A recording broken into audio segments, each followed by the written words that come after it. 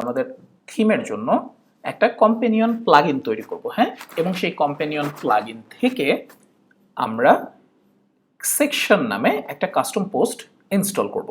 কারণ এই যে সব কিছু এগুলো দেখলেন, আমরা যে একটু আগের পর্বে যে নামগুলো ঠিক করলাম, এগুলো সেকশন কাস্টম পোস্ট হিসেবে আসবে। হ্যাঁ, আমরা নতুন একটা সেকশন তৈরি করব, সেকশনের টাইপ সিলেক্ট করব, তখন আমরা সেকশনের টাইপ স্পেসিফিক, ধরেন যদি ব্যানার সিলেক্ট করি তখন ব্যানার স্পেসিফিক সেটিংসগুলো দেখতে পাবো। এভাবে যখন আমাদের সেকশনগুলো তৈরি করা হয়ে যাবে, সেগুলোকে আমরা পেজে লিঙ্ক করব।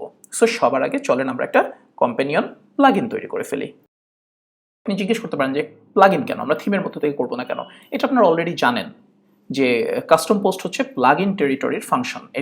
এটার কোডগুলো থিমের মধ্যে রাখা যাবে না। আমরা আমাদের প্লাগইন ডিরেক্টরিতে আসি। এখানে নতুন একটা ডিরেক্টরি নেই, নাম দিয়ে হচ্ছে মার্ক কম্প্যানিয়ন। ওকে, তো এর ভিতরে আমরা নতুন একটা পিএইচপি ফাইল রাখি, মার্ক c.php, অর্থাৎ মার্ক কম্প্যানিয়ন, হ্যাঁ, বা একবারে companion.php। ওকে, এটাকে আমরা কি বলা যায়, অবজেক্ট ওরিয়েন্টেড স্টাইলে লিখতে পারি, এটাকে আমরা টোটাল প্রসিডিউরাল স্টাইলে লিখতে পারি। অ্যাবসলিউটলি ফাইন, আপনি যদি প্রসিডিউরাল ওয়েতে লেখেন কোনো সমস্যা নাই। ওকে, আবার প্লাগইন স্টাইলে মানে ওওপি স্টাইলেও লিখলেও কোনো সমস্যাই নাই, যেটা আপনি ইচ্ছা প্রসিডিউরাল স্টাইলে লিখবো। ওকে, তবে সবার আগে আমাদের থিমে যেরকম style.css এর মধ্যে ওই যে থিম ডেফিনেশনটা লিখতে হয়, মনে আছে? ঠিক একইভাবে প্লাগইনের ডেফিনেশনটাও এখানে লিখতে হবে। কই গেল আমাদের প্লাগইনের কোড? মার্ক কম্প্যানিয়ন, এখানে প্লাগইনের ডেফিনেশনগুলো লিখতে হবে। সেটার জন্য একটা লাইভ টেমপ্লেট আগেই লিখে রেখেছি। এখানে আমরা লিখবো যে companion mark theme companion plugin. Okay, প্লাগইনের ইউআরআই যা ইচ্ছা হোক। এখন ডেসক্রিপশন আমরা এখানে লিখে রাখি একই জিনিস। ধরেন ফর এক্সাম্পল টেক্সট ডোমেইনটা আমরা নিয়ে দিই মার্ক কম্প্যানিয়ন, যেহেতু মার্ক কম্প্যানিয়ন, আর ডোমেইন পাথ হচ্ছে ল্যাঙ্গুয়েজেস। আমরা এখানে নতুন একটা ডিরেক্টরি করি ল্যাঙ্গুয়েজেস। এবার আমরা যেটা করব সেটা হচ্ছে একটা অ্যাকশন হুক অ্যাড করব, অ্যাড অ্যাকশন। এখানে হচ্ছে আমাদের প্লাগইনস লোডেড। এখানে আমরা কি করব, এখানে আমরা টেক্সট ডোমেইনটাকে লোড করব। হ্যাঁ, সো আমরা আমাদের প্লাগইন যেহেতু এটা, আমরা আমাদের সমস্ত ফাংশনগুলোকে একটা প্রিফিক্স দিয়ে প্রিফিক্স করব, একটা ওয়ার্ড দিয়ে প্রিফিক্স করব। সো আমরা এখানে ইউজ করব ধরেন মার্ক সি। আপনি 3 অক্ষর, মিনিমাম 3 অক্ষর যে কোনো ইচ্ছা ওয়ার্ড ইউজ করতে পারেন, ইউনিক। সো মার্ক সি, তারপর ধরেন লোড টেক্সট ডোমেইন। এখানে আমরা দিলাম, ধরেন এই ফাংশনটা এখন তৈরি করি। এগুলো ডিটেল আমরা থিম ডেভেলপমেন্ট কোর্সে অলরেডি আলোচনা করেছি। এখানে আমরা টেক্সট ডোমেইন আলোচনা করব। লোড প্লাগইন টেক্সট ডোমেইন, প্রথমে হচ্ছে নাম মার্ক কম্প্যানিয়ন, এরপর হচ্ছে ফলস, এরপর হচ্ছে টিন নেম ফাইল, আমাদের কারেন্ট ফাইলের পাথ, এরপর হচ্ছে ল্যাঙ্গুয়েজেস। ব্যাস, আমাদের এখানে কাজ শেষ। এখন আমরা কি করব, অ্যাড অ্যাকশন।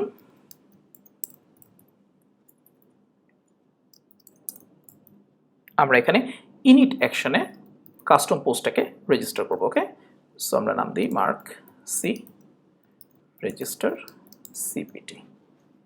ব্যাস, এবার আমরা ফাংশনটা তৈরি করি, ফাংশন। এখন আমরা বলেন তো এর কোডটা কোথা থেকে জেনারেট করব? আমরা ইচ্ছা করলেই কিন্তু, আপনারা যদি জানেন, এখানে যাই আমরা ওয়েবসাইটে, জেনারেট ডব্লিউপি, খুবই চমৎকার একটা ওয়েবসাইট আছে, বানান ভুল হয়েছে, জেনারেট ডব্লিউপি, রাইট।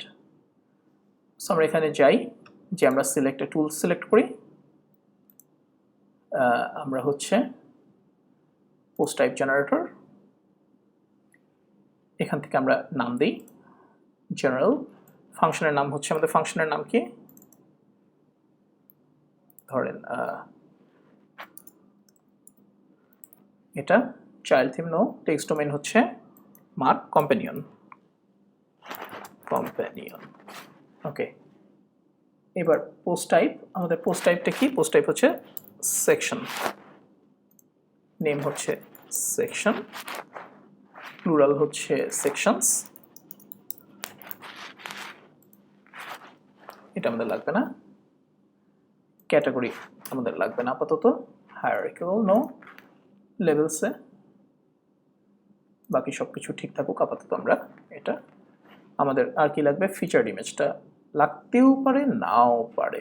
আচ্ছা, আমরা ফিচার্ড ইমেজটা অন করে রাখি, ফরম্যাট লাগবে না।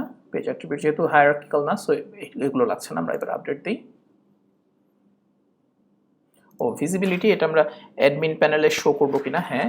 অ্যাডমিন বারে শো করবো কিনা, নো।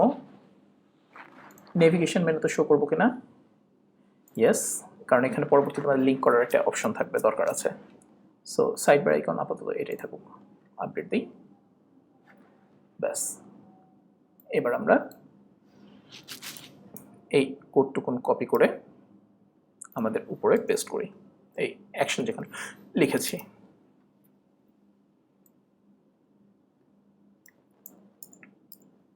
ব্যাস। এখন যদি আমরা আমাদের থিমে আসি এবং প্লাগইন সেকশনে যাই, তাহলে আমরা দেখতে পাবো যে মার্ক কম্পেনিয়ন নামে একটা প্লাগইন আছে। এই যে আমরা অ্যাক্টিভেট করি, সাথে সাথে এখানে সেকশনস দেখতে পাবো।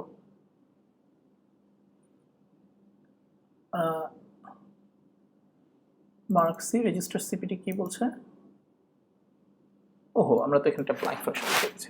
ওকে, ফাইন, রিফ্রেশ। এবার আমরা দেখতে পাবো অ্যাক্টিভেট সেকশনস। এই যে দেখেন, কি এবার আমাদের কোডে কি হলো,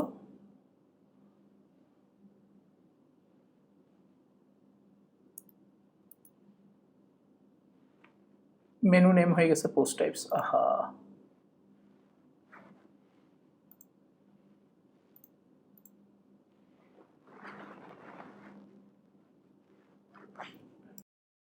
এখানে সেকশনস, ঠিক আছে, সেকশনস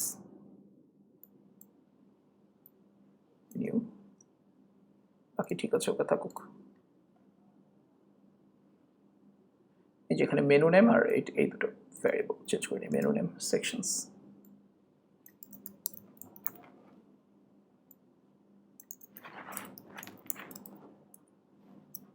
ব্যাস, এবার আমরা রিফ্রেশ করি।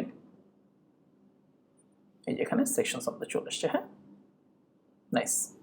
এবং এটার পাবলিক, কারণ আমরা এটা তো আলটিমেটলি এই সার্চেও আনবো না, এটা পাবলিক ইয়াতেও কিন্তু ফলস থাকবে, তাই না? সো পাবলিক, এটা ফলস, শো ইউআই, ঠিক আছে। মেনু পজিশন 5, আমরা যদি মেনুর কোনো পজিশন আপনারা জানেন যে এখানে আমরা পজিশনটাকে যে কোনো জায়গায় আনতে পারি। সো 20 দিলে এটা সম্ভবত পেজের নিচে চলে আসবে, এই যে পেজেসের নিচে। ওকে, পেজেসের নিচে থাকুক। False, nav menu true, can export true, has archive false, দরকার নেই। excluded from search true, আমরা সার্চে আনবো না। publicly queryable, হ্যাঁ true।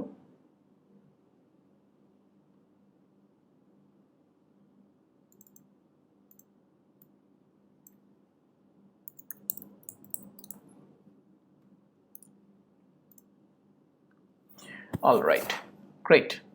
সো আমরা এখন নতুন সেকশন অ্যাড করতে দেখি তো ফিচার্ড ইমেজটা এসছে কিনা। ফিচার্ড ইমেজ এসছে, হ্যাঁ। এটা আমরা ইচ্ছে করলে সেকশন ইমেজও নাম দিয়ে দিতে পারি ফিচার্ড ইমেজের জায়গায়। এই যে ফিচার্ড ইমেজ, এটা আমরা চেক করে দিতে পারি যে সেকশন ইমেজ, দেখেন, তাহলে এখানেও চেঞ্জ হয়ে যাবে। গ্রেট। সো আমাদের সেকশনের ডেসক্রিপশন সেকশনটা লাগবে না, আমরা ডেসক্রিপশনটা তুলে দিই, কারণ আমরা ওটা অন্যভাবে ইউজ করব। সেকশনের ডেসক্রিপশনটা, বেশিরভাগ সেকশনই ডেসক্রিপশন লাগবে না। সো আমাদের এই যে টাইটেল, এডিটরটা আমরা ফেলে দিই। Great, now you are ready to roll. এখন আমাদের এখানে একটা মেটাবক্স অ্যাড করতে হবে। সেই মেটাবক্সটা হচ্ছে ওই যে সেকশন টাইপ। যখন আমরা ব্যানার সিলেক্ট করবো, ওখানে টাইপের ভিতর অনেকগুলো সেকশন থাকবে আমাদের, যে এই যে আমরা এখানে যে স্ক্র্যাচের ভিতর লিখে রেখেছিলাম এই কয়টা সেকশন আমরা এখন দেখতে পাবো। সিলেক্ট করলে সেই সেকশন স্পেসিফিক ডাটাগুলো এখানে আমাদের চলে আসবে। ওকে, অলরাইট গাইস।